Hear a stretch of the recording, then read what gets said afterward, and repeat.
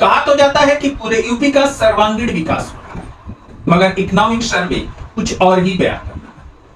UP में ही एक नोएडा है जहां पैसों की बारिश होती है, और दूसरा बलिया, जहां लोग बारिश में भीगते हुए रोजगार की तलाश में पलायन कर जाते हैं।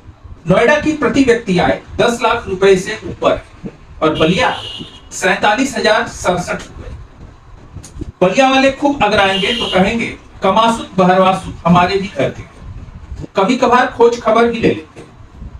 ये तो ऐसा ही है जैसे नोएडा में लोग आईफोन खरीद रहे हो और बलिया में लोग अब भी नोकिया 1100 के रिंगटोन पर थिरक रहे हैं। या यूं कहिए, नोएडा में बच्चे रोते नहीं, टैबलेट पर टच करके मां को कॉल कर लेते हैं, और बलिया में बच्चे अब भी मोबाइल को ऐसे देखते हैं जैसे पड़ोसी के लड़के को अमेरिका जाते हुए देख रहे हैं।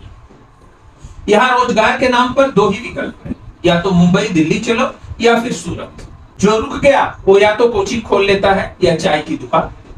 बाकी के लिए रोजगार के नाम पर खेत खलिहान और ख्वाब है।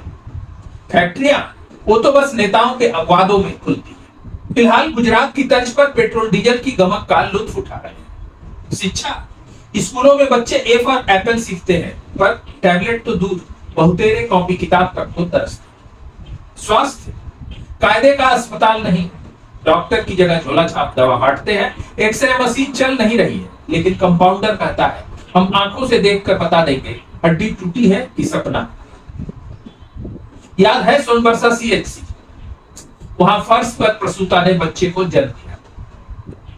नतीजा, बलिया का नौजवान बैग उठाकर किसी दूसरे शहर में सड़कों पर मजदूर मंडी में लाइन लगाना पड़ता है। उधर नोएडा में गगनचुंबी इमारतें, मॉल और मेट्रो की चमक है।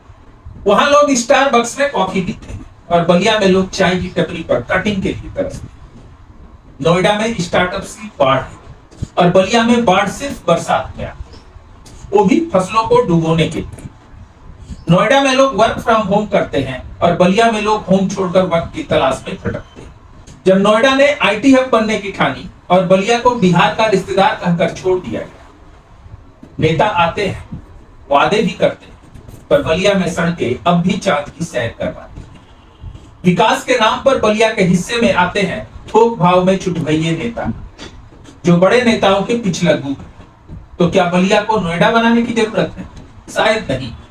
बलिया की मिट्टी में वो बात है जो नोएडा के कंक्रीट में नहीं है। बस जरूरत है एक मौके की, जो बलिया को पलायन का ठप्पा हटाकर प्रगति का तमगा दे। तब तक नोएडा वाले डिजिटल इंडिया में उड़े और बलिया वाले सपनों के इंडिया में जिए।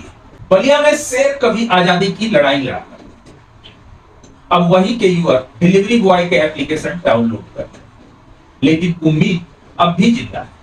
हर बलियावी को भरोसा है कि अगली सरकार में हमारे भी अच्छे दिन आएंगे, और तब तक